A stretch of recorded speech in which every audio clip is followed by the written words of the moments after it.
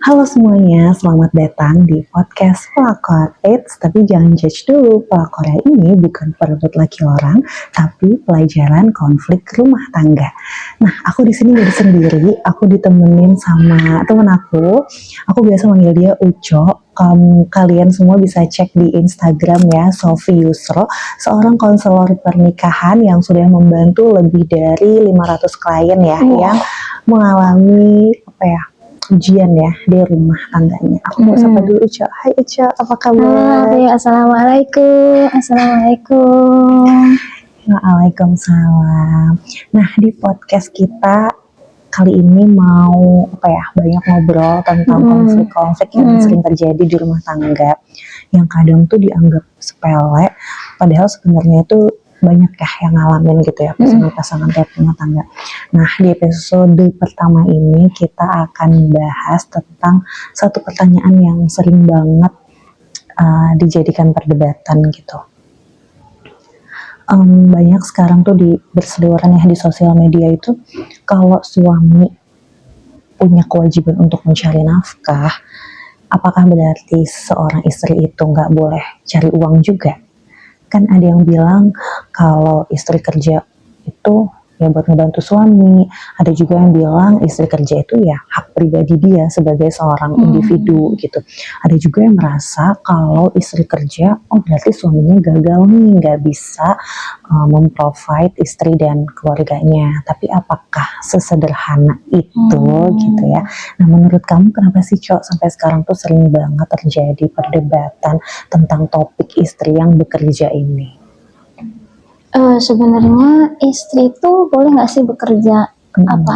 Suami udah mencukupi nafkah, semua kebutuhan terpenuhi, tapi apakah istrinya berarti nggak boleh bekerja gitu kan ya, yang sering tuh ditanyain. Bekerja tuh boleh aja kok gitu, karena kan berkarir itu untuk wanita itu bukan selalu tentang uang ya. Ada wanita, ada istri, ada ibu yang emang aktualisasi dirinya itu dengan cara berkarir. Aktualisasi diri itu kayak kebutuhan dasar manusia yang dimana kita merasa seperti aku nih mau berguna loh, aku mau berkembang, aku mau punya karya. Nah, itu namanya kebutuhan aktualisasi diri. Di sebagian orang, baik laki-laki maupun perempuan, itu ada yang memang aktualisasi dirinya dengan cara berkarir. Mungkin kayak kamu suka masak, ya kamu jualin masakan kamu, nah itu kan bagian dari aktualisasi diri. Atau ada juga ibu yang suka ngajar, akhirnya bikin TPA di rumah atau bikin buka les di rumah, itu salah satu bentuk aktualisasi diri. Jadi mereka bekerja bukan karena tidak mensyukuri atau tidak merasa cukup sama nafkah yang diberikan suaminya, tapi justru mereka mensyukuri potensi dan bakat yang Allah berikan, yang akhirnya mereka bisa salurkan untuk menjaga produktivitas diri mereka sendiri, menyalurkan kebutuhan aktualisasi diri mereka, begitu. Yang penting tahu prioritas dan batasannya aja sih, karena kan ketika sudah menikah, peran istri dan peran ibu itu kan bukan bekerja, bukan mencari nafkah prioritasnya. Nah, jadi jangan sampai pekerjaan istri itu pertama gak halal. Nah, harus dicari tuh halal atau enggaknya. Kedua, pekerjaannya yang diridhoi suami. Kalau suami gak ridho ya jangan dilakukan. Ketiga, ini yang paling penting, ini pekerjaannya jangan sampai mengganggu peran dan tanggung jawab mereka di rumah sebagai istri dan sebagai ibu dalam rumah tangga gitu. Jangan sampai mengganggu itu, jangan sampai pekerjaan istri ini malah jadi menghancurkan rumah tangganya sendiri gitu. Nah, berarti kan istri itu boleh bekerja dengan syarat-syarat yang tadi ya, ada ketentuannya, atas izin suami, kemudian nggak mengganggu kewajibannya dia sebagai ibu gitu kan, nggak melalaikan anaknya juga. Tapi kan kondisi finansial tiap keluarga itu beda-beda. Ada yang memang mungkin sedang diuji ekonominya, suaminya misalkan di PHK atau suaminya sakit sehingga nggak bisa bekerja gitu ya.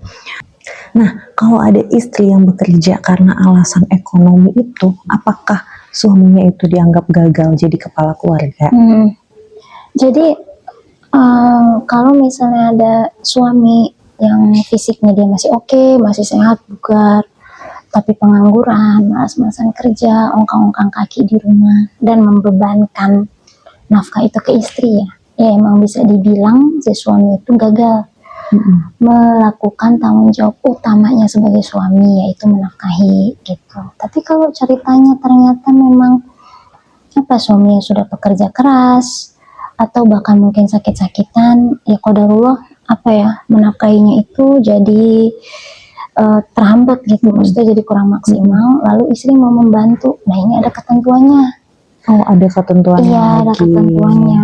Misalnya suaminya ini udah kerja keras, kayak panas udah dia kepanasan, hujan udah kehujanan, atau bahkan mungkin sakit-sakitan pun dia itu tetap bertahan gitu demi anak istri. Nah ini untuk suami-suami yang memang effortnya tuh udah maksimal banget lah gitu. Tapi qadarullah nggak tercukupi juga nih kebutuhannya, dan akhirnya istri turun tangan untuk bantu. Maka itu kalau bisa ada akadnya, karena kan beban nafkah suami itu tanggung jawabnya benar-benar 100% ada di pundak suami gitu. Allah turunkan tuh di pundak suami. Jadi jangan sampai perannya suami ini untuk menafkahi kita gantikan tanpa ada uzur syar'inya. Gitu. Kayak misalnya, oh ini uang kurang, kita butuh tambahan, ayo bikin bisnis bareng misalnya gitu kan. Ada suami istri bikin bisnis bareng. Nah itu harus di awal itu akadnya harus jelas pembagian hasilnya. Misalnya 50% suami, 50% istri. Nggak boleh dijadiin harta bersama. 50% suami, 50% istri misalnya gitu. Nah kemudian nafkahnya di mana? Nafkahnya dari penghasilan suami yang 50% tadi. Penghasilan istri full untuk istri. Itu jadi yang gaji istri ya untuk istri, ibaratnya gaji suami untuk suami, dan di dalamnya ada hak nafkahnya anak istri. Kayak gitu. Jadi dibikin strategi gimana caranya pengeluaran nafkah itu maksimal dari suami. Misalnya lagi kayak kamu kan buka tuh dimsum ya. Nah itu kan akadnya tuh itu dimsum itu cuma buat ngisi waktu luang ya kan, foya-foya, atau mau nambah kebutuhan ekonomi gitu. Kalau ternyata itu kamu bikin untuk nambah kebutuhan ekonomi, untuk nambah penghasilan lah istilahnya, itu kamu siasati gimana caranya itu keluar dari suami kamu. Misalnya suami aku jaga 1 jam, ya udah itu hasil yang dia pakai untuk nafkah keluarganya. Tapi ketika kamu yang jaga itu dimsum, maka penghasilan yang diambil dari situ itu hak kamu. Tidak ada beban nafkah di situ, jangan dijadikan beban nafkah. Kalau kamu kasih ke suami artinya sedekah, tapi jangan sampai ada kayak tuntutan ini harus dikasih, jangan sampai kayak gitu. Maksudnya ini yang harus dikasih tuh gimana? Maksudnya kamu punya penghasilan nih, tapi ini aku harus kasih suami aku buat nafkah. Jangan jadi ya terserah gitu. Aku mau ngasihnya berapa, kan namanya juga sedekah. Namanya juga sedekah, nggak ngasih pun nggak apa-apa. Jadi porsinya tetap harus nafkah itu dari suami, walaupun itu hasil jeripaya suami istri bersama. Tapi porsinya tetap harus dari suami. Nah kalau ada uzur syar'i yang mana suaminya sakit, cacat, atau gimana cuma bisa di tempat tidur dan qadarullah istrinya harus turun tangan, maka ya disitulah perjuangan istrinya itu menggantikan suami yang memang sudah tidak bisa menafkahi. Kayak gitu. Si istri itu boleh menggantikan posisi suaminya dengan otomatis ya pahalanya juga berkali-kali lipat ya. Maksudnya dia berjuang di situ menggantikan posisi suaminya yang mana itu mau nggak mau dia jalani, bukan karena alasan lain, memang suaminya tidak mampu, silakan dilakukan. Atau kalau misalnya mau gugat cerai suaminya juga dipersilahkan juga, karena nggak ada halangan untuk bertahan ketika suaminya itu tidak mampu menafkahi. Sama kayak suami, tidak ada halangan untuk bertahan ketika istrinya itu tidak mampu lagi melayani suaminya dalam arti sakit-sakitan atau melayani kebutuhan biologis dan lain sebagainya. Itu boleh dipoligami misalnya, boleh diceraikan, boleh kayak gitu. Itu kan secara hukum aja ya. Cuman kalau dari sisi manusiawi yang mana kita sama-sama berjuang nih, pasti kan ada ya yang namanya pengorbanan. Nah disitulah gunanya kita sebagai suami dan kita sebagai istri ini berperan secara manusiawi gitu. Pantas nggak sih aku tuh dalam kondisi gini aku tinggalin suami aku? Pantas nggak sih dalam kondisi kayak gini aku tinggalin istri aku gitu? Mungkin sekarang emang waktunya aku yang berkorban dan nggak apa-apa. Ini kan memang kondisi darurat yang tadi dibilang ada uzur syar'i yang memang kita nggak bisa cegah ya, kita nggak bisa kontrol gitu, akan ada di titik-titik itu kayak gitu. Jadi kalau misalnya istri mau ambil peran nafkah, itu ketentuannya emang jauh banget, harus sampai di Banyak titik banget ya. suaminya tidak bisa menafkahi, baru boleh ambil peran di situ. Tapi kalau suaminya masih bisa menafkahi, ya suami itu harus kerja bahkan sampai merangkak, saking emang wajibnya nafkah itu dari keringatnya suami gitu. Kalau yang tadi pembagian porsi gitu sebenarnya itu ada ininya nggak sih rujukannya atau emang kayak kesepakatan aja? Enggak sih, kalau pembagian porsi itu kan strategi kita ngatur aja ya, karena yang pada prinsipnya adalah si nafkah ini harus dari penghasilan suami, intinya gitu aja. Mau pembagian porsinya misalnya, aku dapat 30% aja deh istri, 70%-nya kamu, ya udah silakan, 70% itu punya suami dan disitulah nafkahnya dia, 30%-nya murni punya istri gitu. Jadi itu strategi untuk ngatur aja. Yang penting si nafkah itu tidak keluar dari penghasilan istri. Gitu. Nah, berarti kalau istri yang ikut bekerja karena alasan ekonomi itu belum tentu suaminya gagal ya. Karena tadi ya yang udah disebutin tadi kan, maksud suami akan dikatakan gagal kalau emang dia masih sehat, tapi dia malas-malasan, lalai dalam mencari nafkah. Bahkan emang saking wajibnya menafkahi istri itu sampai dia sakit harus gimana tadi kata kamu merangkak pun, iya, istilahnya gitu ya, itu mati-matian itu harus dilakukan gitu.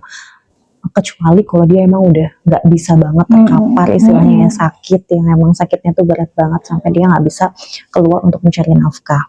Nah, misalnya nih Cok, ada istri yang kerja dari rumah gitu ya, sambil ngurus anak ya. Misalkan sekarang nih banyak kan konten kreator, afiliator yang dari rumah, online shop segala macam. Nah, terus misalkan dia ngeluh capek ya ke suami gitu, terus suaminya bilang, ini kan udah pilihan kamu sendiri mau melakukan ini gitu ya. Nah, menurut kamu nih, kalau udah nikah, itu masih ada nggak sih namanya, itu kan pilihan kamu sendiri, atau emang kan istri melakukan itu atas izin suami ya? Atau sebenarnya semua pilihan yang diambil itu emang udah jadi tanggung jawab berdua gitu, bukan ada ini pilihan kamu, ini pilihan aku. Itu kalau menurut aku kayaknya emang beda perspektif aja sih Pep. Jadi gini, misalnya si istri itu kan kerja, emang dia pengen kerja sendiri ya. Terus emang misalnya anggaplah kebutuhan nafkahnya udah terpenuhi, tapi dia emang pengen kerja aja gitu, pengen keluar cari uang dan suaminya ngizinin. Terus suatu hari dia ngeluh, kalau misalnya aku capek nih segala macam gitu, habis kerja pusing, pegel segala macam, repot. Nah, laki-laki itu cara berpikirnya ketika ada yang cerita ke dia, otak laki-laki ini memproses bahwa cerita itu masalah, maka dia harus ngasih solusi. Itu di laki-laki, perspektif laki-laki. Jadi ketika istri mengeluh di laki-laki, oh istri aku capek nih, apa solusinya? Ya udah kamu keluar aja dari kerjaan kamu kalau nggak sanggup, solusi kan? Aku nggak nyuruh kamu kerja loh, kebutuhan kamu terpenuhi loh. Kalau kamu mau kerja, ya emang capek resikonya. Itu perspektif laki-laki.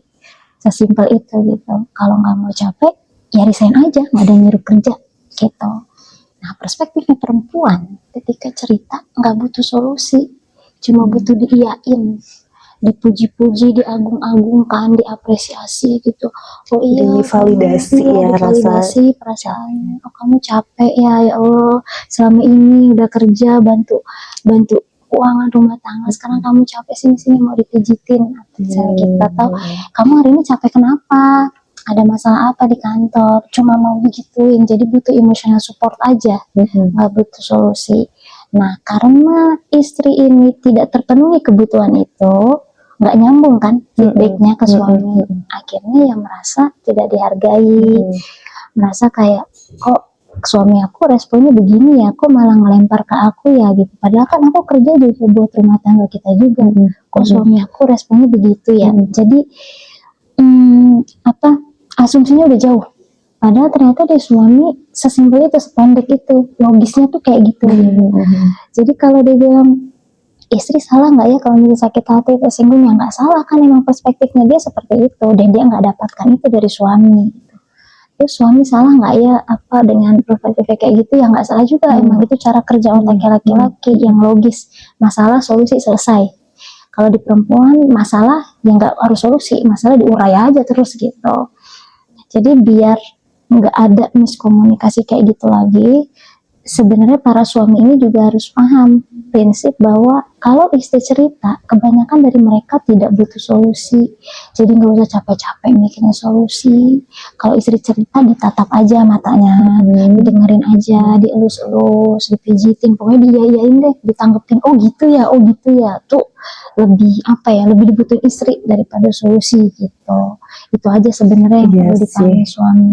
Tuh ya, notes buat para suami. Dan Kalau jarang ya suami kayak gitu. istrinya curhat, jangan langsung dikasih solusi, Iya. tapi divalidasi dulu perasaannya. Aku dulu pernah sih kayak gitu ya, curhat segala macam, terus dia ngasih solusi, terus aku Nggak marah, nyambung. aku digituin sih, aku tuh cuma butuh didengar, Kayak dikritik kan diiyain, rasanya. aku cuma butuh diiyain. Oh ya, kamu sedih ya, marah ya, iya, cuma butuh didukung. Benar kata kamu tadi, cuma butuh didukung, diiyain gitu. Udah selesai sih harusnya kayak gitu ya. Iya, kayak gitu. Perempuan tuh suka banget dipuji-puji. Jadi pengorbanan perempuan yang kecil dipuji gede-gede banget tuh dia suka. Disebut-sebut berkali-kali. Dia suka gitu.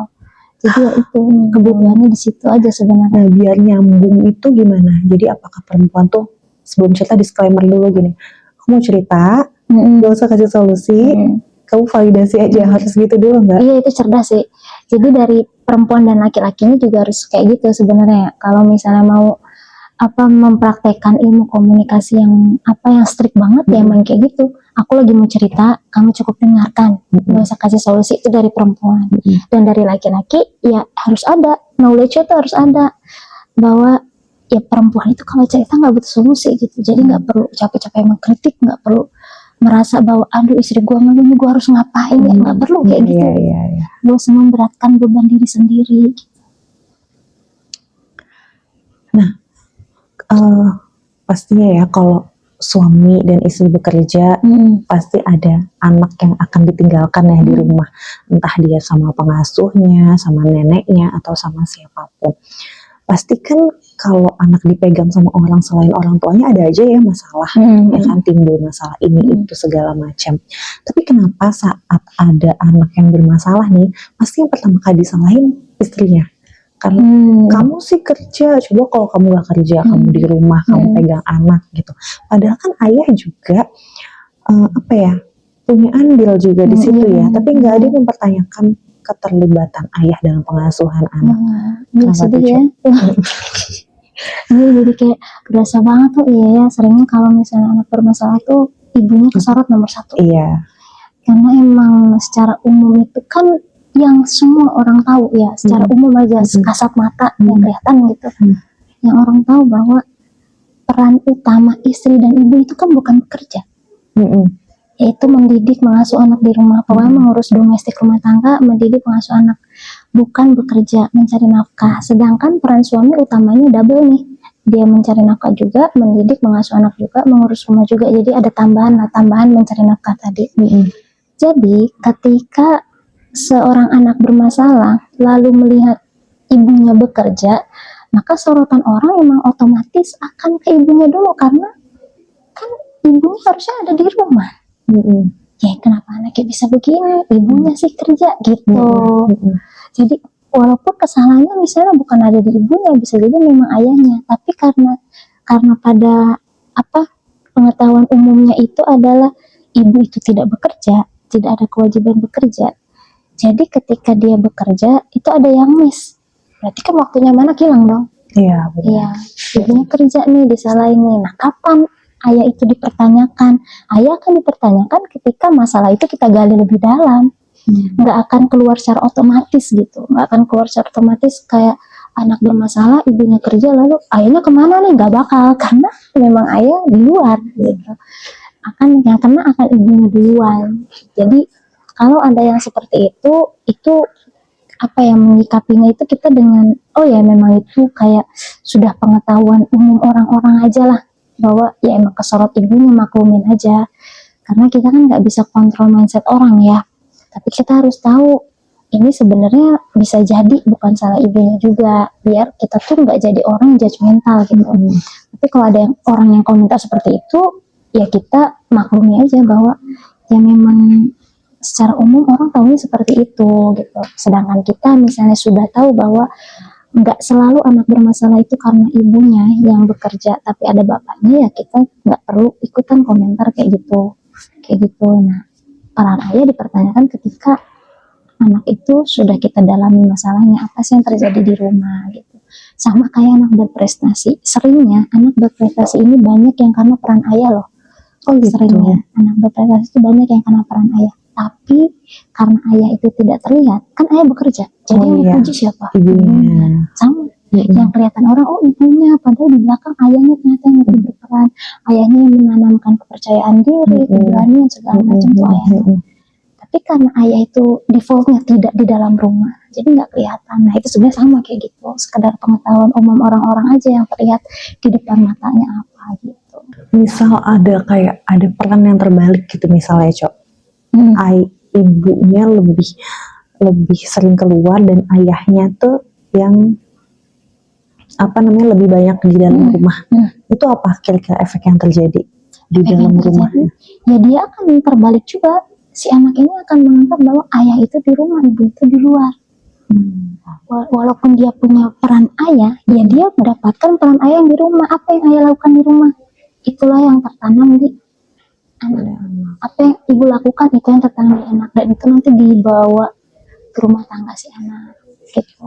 Jadi sepanjang itu ya efeknya ya. Seringnya, kayak aku tuh kalau menangani kasus itu 80% lebih yang aku tanyain adalah riwayat dia dengan pengasuhannya gimana. Pengasuhannya, karena itu ya efeknya besar banget sih.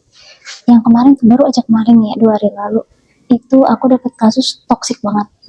Harusnya dia udah keluar nih dari toksik ini nih harusnya. Maksudnya relationshipnya toksik. Iya relationshipnya tuh hubungannya toksik banget. Harusnya dia nggak bersama si orang ini, kok masih bertahan, udah disakitin sebegitunya gitu, dimanipulasi. Cowoknya yang jahatnya. Dimanipulasi, disakitin di KDRT, macam-macam. Kok dia nggak keluar ya? Dia udah nikah. Udah nikah. Oh iya, aku kok ngomong nggak nyambung ya, kayak nggak menjelaskan.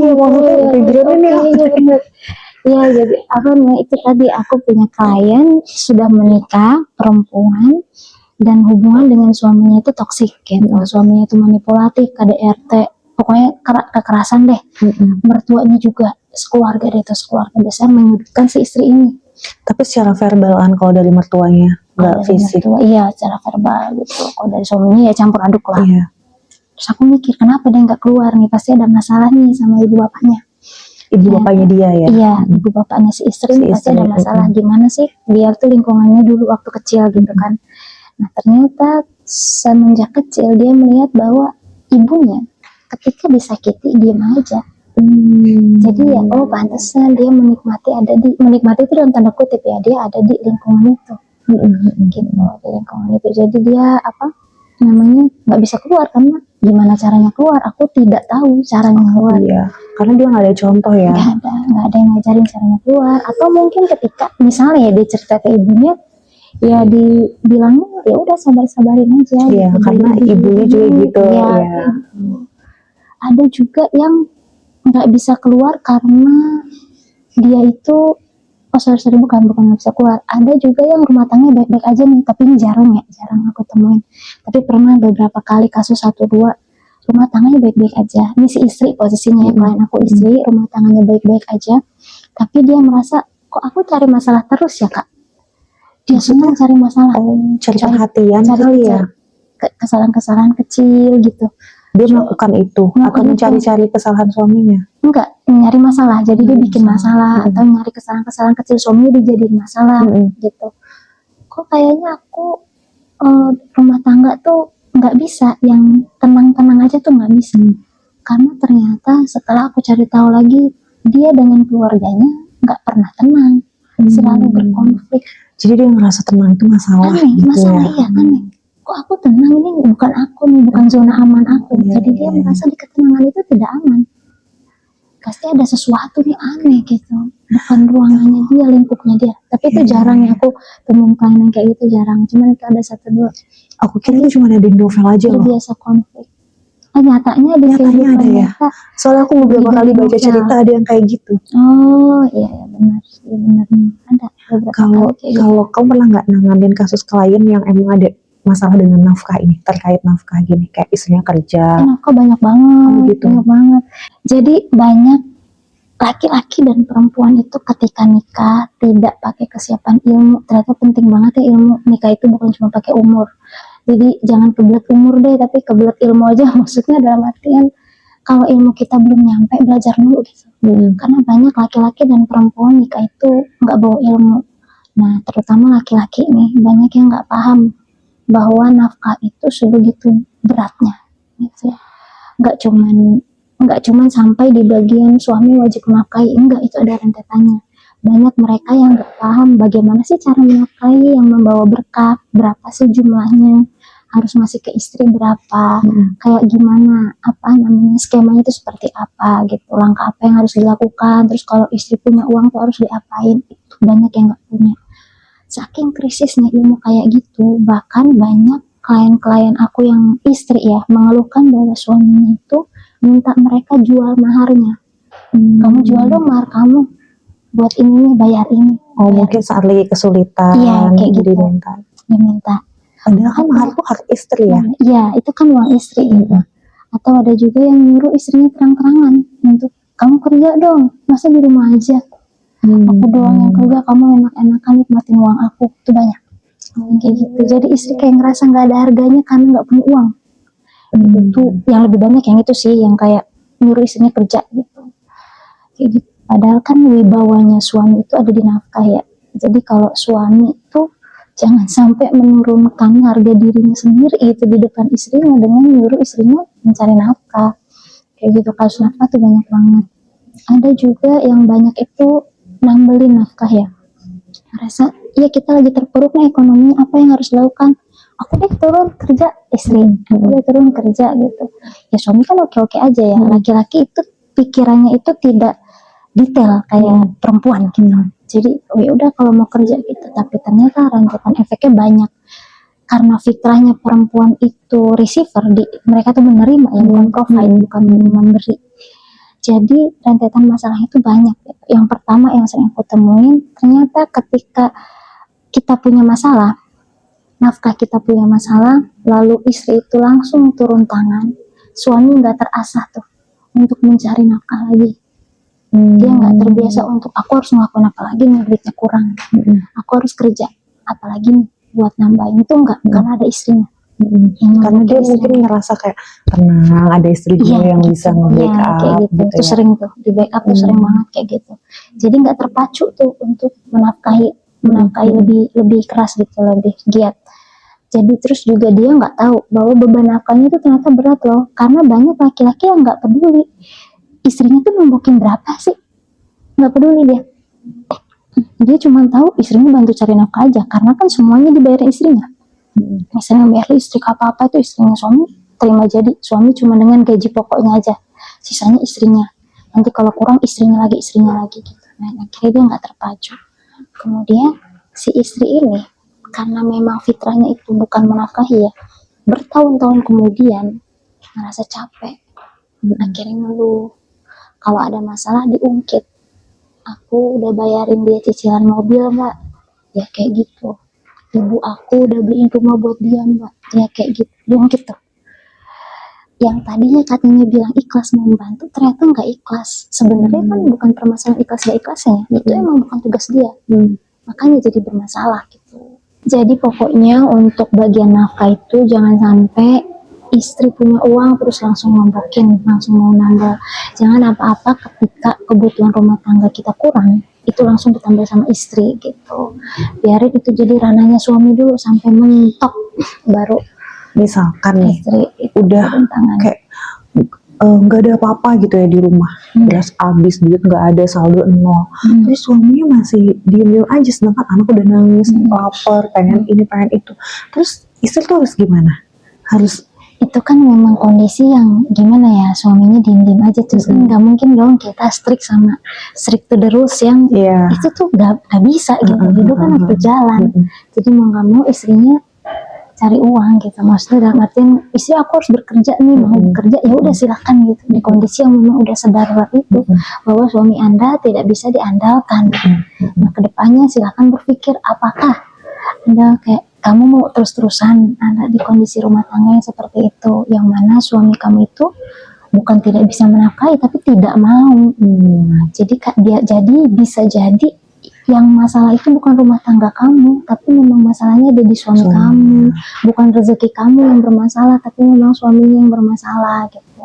Dan kalau itu yang terjadi sampai kapanpun akan begitu. Itu jadi bukan masalah yang bisa diatasi lagi jatuhnya. Saat rumah tangga sedang diuji ekonominya gitu ya. Terus suami juga misalkan udah berusaha nih mencari pekerjaan, udah berusaha misalkan mau coba jualan segala macam. Apa yang harus dilakukan seorang istri ini? Biar dia tuh menahan dirinya untuk tadi nambel-nambelin gitu. Padahal udah gemes banget. Kayaknya bisa deh kalau misalkan dia kerja, bisa deh kalau dia melakukan ini, bisa nih membantu gitu.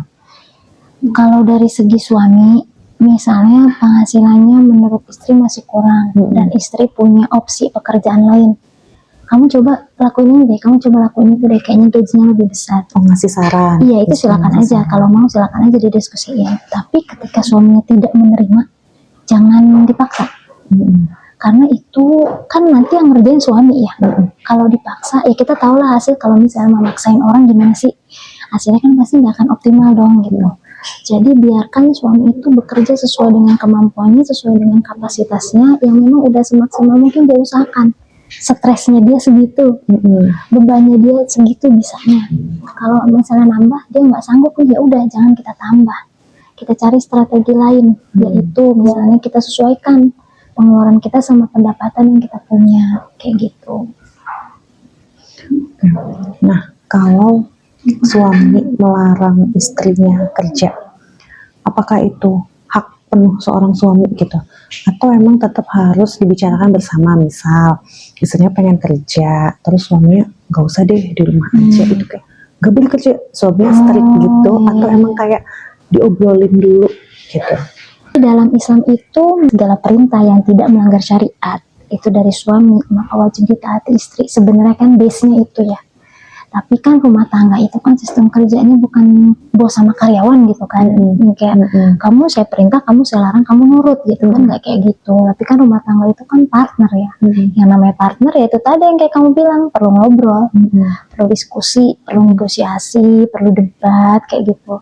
Jadi kalau misalnya suami melarang istrinya bekerja, tidak setuju istrinya bekerja, seharusnya yang muncul adalah yuk kita ngobrol. Bukan langsung melarang, nggak boleh gitu.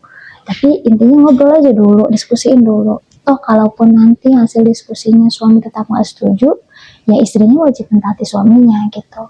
Tapi istri ini kan punya hak untuk didengarkan suaranya, untuk dipertimbangkan pendapatnya, untuk kayak dilibatkan loh dalam mengambil keputusan di rumah tangga gitu. Memanusiakan lah intinya. Oke, Cok, karena tadi udah banyak banget ya yang kita bahas. Nah, mungkin episode 1 ini kita cukupkan dulu. Tadi ada closing statement ya dari kamu nih terkait bahasan yang tadi nih tentang suami yang wajib cari nafkah. Aku mau statementnya sebenarnya agak keluar dikit ya dari itu. Suami dan istri ini, kita sebagai suami dan istri perlu memahami bahwa rezeki itu bukan selalu uang. Rezeki itu pasti datang 100%, 100%. Tapi tidak selalu dalam bentuk uang. Kita punya uang 1 juta, itu 100% misalnya. Tapi ketika kita punya uang 500.000, itu juga 100%. Misalnya, uang yang 500.000 itu disertai dengan kondisi anak-anak yang sehat. Disertai dengan suami punya waktu yang lebih untuk anak-anak. Disertai dengan mood yang baik. Terus juga misalnya terhindar dari fitnah-fitnah yang ada di luar, misalnya kalau misalnya suaminya kerjanya WFH gitu kan, dan lain-lain, itu rezeki gitu. Kita punya duit 1 juta, 100% juga rezekinya ya sudah itu dalam bentuk uang, misalnya 1 juta itu uangnya gitu. Tapi jangan menganggap ketika rezeki kita kurang dari 1 juta itu berarti kurang. Itu tetap 100%. Tapi perspektif kita yang diperluas bahwa rezeki itu bukan selalu uang. Karena seringnya yang aku temuin itu ya seperti itu, merasa nggak punya uang, merasa hidupnya sempit. Tapi ketika aku minta list ya, aku sering tuh kayak gitu. Coba deh kamu list 10 aja. Apa yang kamu syukuri di rumah tangga kamu, ternyata ada.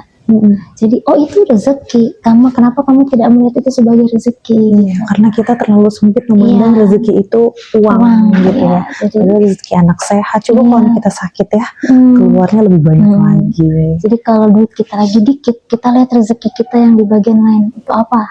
Cuma 100% aja. Prinsipnya rezeki itu selalu 100, nggak berkurang. Allah tuh nggak akan mengurangi, nggak akan menambahkan gitu. Ya udah 100 aja gitu. Tapi kan yang ditambahkan sama Allah rasa syukurnya kan, kan betul. kutambahkan rasa syukurnya gitu. Oke, kalau menurut kalian nih gimana? Apakah istri bekerja itu hak istri sebagai individu, atau pilihan, atau itu bagian kerjasama dalam rumah tangga? Coba tulis ya di kolom komentar, barangkali POV kalian itu bisa jadi pelajaran buat teman-teman yang lain juga. Sampai ketemu di episode pelakor berikutnya. Ingat, konflik itu wajar, yang penting jangan berhenti belajar. See you!